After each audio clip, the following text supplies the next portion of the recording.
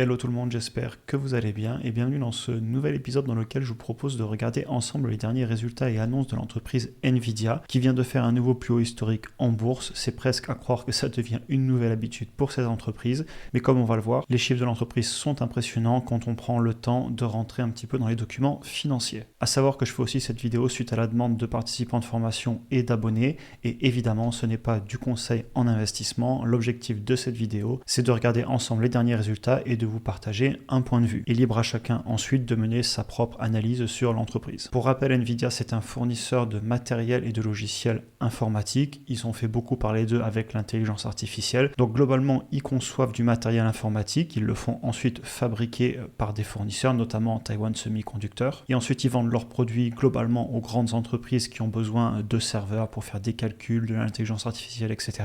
Et ils ont aussi d'autres business, notamment les cartes graphiques pour les ordinateurs personnels. On regardera un petit peu plus tard les différents segments de leur business avec les chiffres d'affaires qui leur sont associés d'ailleurs. L'entreprise s'est extrêmement bien comportée en bourse avec des chiffres excellents et on va les regarder plus tard, et aussi avec l'engouement général qu'on a eu autour de l'intelligence artificielle.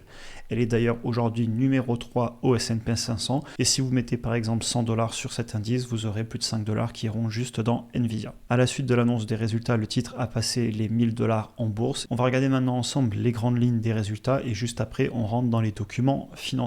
Le chiffre d'affaires de l'entreprise sur le trimestre qui vient de se terminer, donc le premier trimestre de 2024, on a fait plus 18% sur le chiffre d'affaires par rapport au trimestre précédent, et si on regarde par rapport à ce trimestre il y a un an, on a fait plus 262% sur le chiffre d'affaires. Et juste avec ce chiffre, plus 262% sur le chiffre d'affaires en un an, sans même regarder les marges qui ont d'ailleurs aussi explosé, on commence à comprendre pourquoi l'entreprise a eu une telle performance en bourse. Ils ont aussi annoncé un stock split, à savoir que ça n'a aucune conséquence sur les fondamentaux de l'entreprise, c'est juste qu'on crée plus d'actions pour faire baisser le prix de chaque action en bourse. C'est avant tout quelque chose de psychologique, alors oui, ça peut permettre aux particuliers d'acheter plus facilement des titres sur des petits portefeuilles, et ça peut permettre aussi d'accéder plus facilement à des contrats, donc de transactions sur les options. Mais ça aura probablement assez peu d'impact sur l'entreprise, en tout cas au niveau des particuliers, puisque c'est quand même une très grosse capitalisation. Par contre, ça peut clairement amener de la volatilité, notamment avec le trading et des personnes qui pourraient être intéressées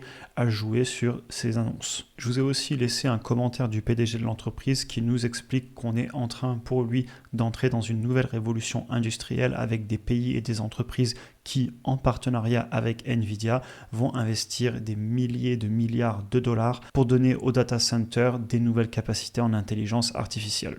On passe au chiffre de l'entreprise. Donc déjà, ce chiffre d'affaires, vous voyez que si on regarde sur un seul trimestre, on vient de faire encore plus 18% sur le chiffre d'affaires. Et en comparant à il y a un an, on a fait les plus 262% qu'on a vu tout à l'heure.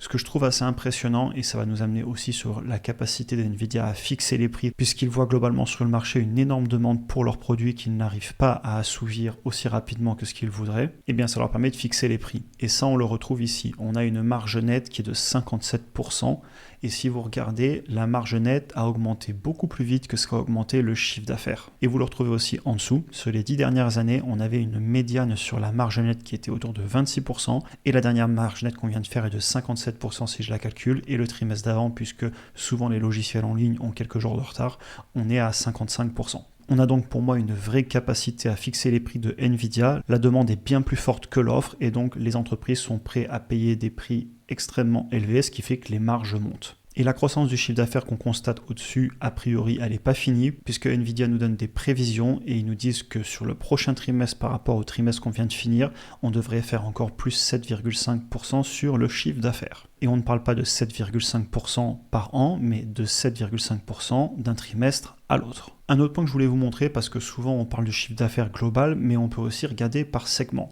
Et je voudrais vous montrer que sur les 26 milliards de chiffre d'affaires que l'on vient donc de faire sur ce trimestre, 22,6 milliards sont juste sur les data centers, donc notamment sur ces fameuses cartes qui permettent de faire des calculs d'intelligence artificielle dans les gros centres de données. Et c'est ce secteur qui a vu énormément de croissance. Regardez, sur un trimestre, on a fait plus 23%, et sur un an, on a fait plus 427%.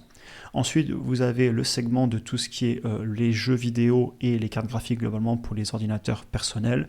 Là, on est sur 2,6 milliards de dollars sur ce trimestre, qui représente globalement 10% du chiffre d'affaires.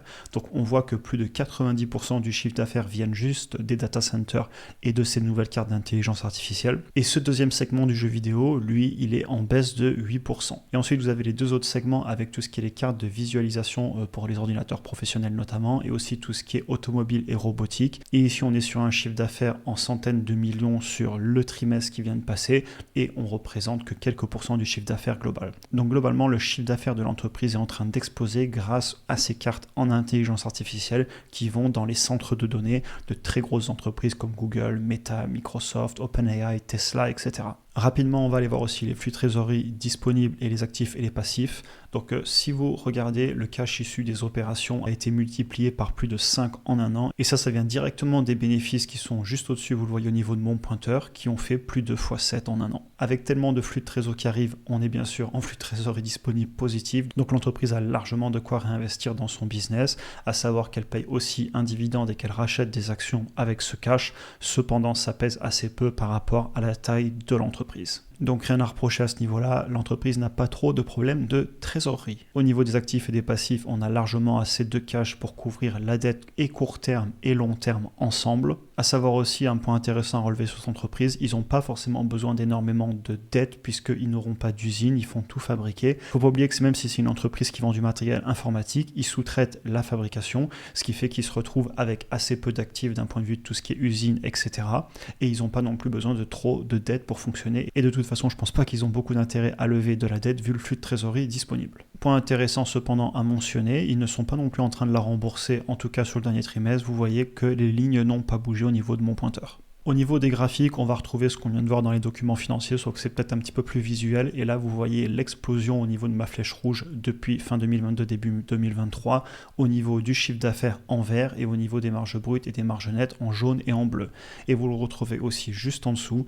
Vous voyez que sur les 10 dernières années en composé, on a fait plus 34% de croissance par an sur le chiffre d'affaires. Et si vous prenez la médiane de la marge brute sur les 10 dernières années, on était à 59,7% et aujourd'hui on est à pratiquement 76%, et sur la marge nette, on est passé de 26% en médiane, je vous le montrais tout à l'heure, contre plus de 55%. J'ai fait le prochain slide pour un petit peu comprendre l'engouement et l'ampleur qu'on a eu sur la croissance de Nvidia.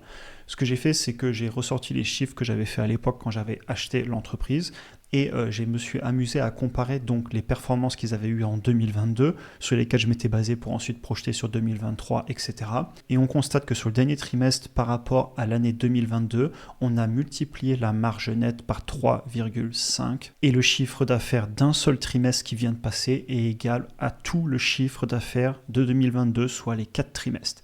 Et ça, c'est un petit peu pour mettre en perspective à quel point l'entreprise a vu tous ses fondamentaux bondir. Et honnêtement, c'est même un petit peu dur à comprendre si on ne met pas vraiment des chiffres dessus, comme ici où on se rend compte qu'un trimestre de cette année est égal à toute l'année d'il y a seulement 2 ans, ou que la marge nette a été multipliée par plus de 3. Et à l'époque, clairement, quand j'ai fait mes chiffres, j'ai pas du tout anticipé une telle croissance, ce qui n'est pas non plus un problème. L'entreprise a juste fait beaucoup mieux que ce à quoi je m'attendais. Au niveau des ratios de prix, je vous ai mis ici le prix par rapport au chiffre d'affaires et le prix par rapport au bénéfice, donc le PER. Alors ces ratios vont être très élevés. L'entreprise est extrêmement bien valorisée par le marché du fait de la croissance. Maintenant, où va aller la croissance dans le futur? Je vous l'ai déjà écrit ici. Personnellement, je ne me sens pas capable de l'anticiper. Et d'ailleurs, on en reparlera en conclusion. Au niveau du prix par rapport au chiffre d'affaires, on voit que la médiane sur les 10 dernières années était autour de 13. Donc ça a toujours été une entreprise qui s'est quand même échangée assez cher. Et aujourd'hui, on est autour des 40. Au niveau du PER, donc du prix par rapport aux bénéfices, je me suis amusé à vous le faire à la main avec les derniers bénéfices par action, puisque les sites internet généralement mettent quelques jours à se mettre à jour. Et donc avec le dernier trimestre publié, on est sur un PER autour de 41. Ah oui, et juste une petite précision avant de passer à la conclusion, le PER que je vous ai calculé, ce n'est pas un PER en 12 mois glissant. Ce que j'ai fait, c'est que j'ai pris le bénéfice par action que j'ai multiplié par 4 pour les 4 prochains trimestres. Évidemment, c'est pas réaliste puisqu'il va bouger, mais c'est pour faire une image à l'instant T. Et j'ai pas pris le PER des autres trimestres précédents, celui-là vous pourrez le trouver sur les sites internet, mais je voulais pas le faire en 12 mois glissants puisque les bénéfices étant en train d'exploser. Si on prend ceux d'il y a un an, on va être assez loin de ce que l'entreprise est en train de faire aujourd'hui. Est-ce qu'elle va maintenir ça dans les prochains trimestres? Chacun se fera sa propre opinion, mais je tenais à le préciser, vous avez le calcul détaillé ici, vous pouvez mettre sur pause. Et donc avec le dernier trimestre publié, on est sur un PER autour de 41. Ce que je dirais, c'est que si on continue à avoir une telle croissance et à maintenir les marges, c'est pas quelque chose qui me choque. Maintenant, si je venais à remettre à jour mes chiffres et à faire une projection complète, il faudrait que j'arrive à me convaincre de la croissance qui va venir.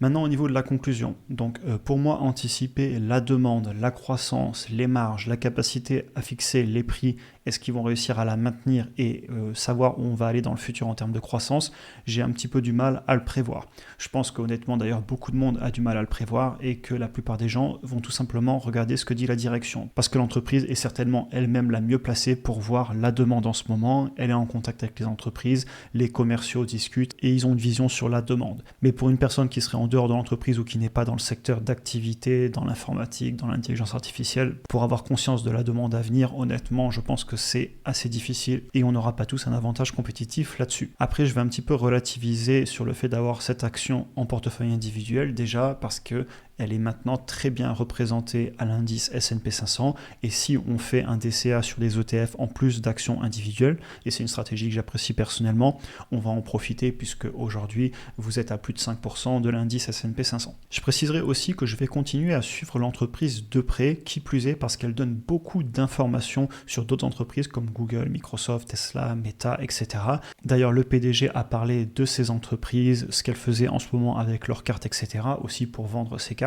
Et ça m'a permis d'apprendre pas mal de choses sur Tesla, sur Google, etc. N'hésitez pas d'ailleurs à aller voir les interviews du PDG, elles sont intéressantes à mon avis. On en a fini avec cette vidéo, d'ailleurs je voudrais vous demander aussi, vous, qu'est-ce que vous faites? Parce que c'est intéressant pour moi aussi d'avoir d'autres opinions d'autres investisseurs. C'est à ça aussi que sert à la communauté. Est-ce que vous avez acheté le titre à l'époque? Est-ce que vous l'achetez maintenant? Est-ce que vous l'avez conservé? Est-ce que vous vendez? N'hésitez pas à en parler en commentaire. En tout cas, c'était une vidéo extrêmement intéressante à préparer pour moi et les chiffres n'arrêtent pas de m'impressionner sur cette entreprise. Si vous souhaitez aller plus loin, comme d'habitude, vous avez des liens en description avec pas mal de contenu gratuit sur l'investissement en bourse sur le long terme. Vous pouvez aussi cliquer ici pour regarder une autre vidéo. Un grand merci, comme à chaque fois, pour votre soutien et votre temps. N'hésitez pas aussi à passer sur Instagram et en DM si vous avez des questions. Je vous souhaite une excellente journée et à très bientôt pour une prochaine vidéo.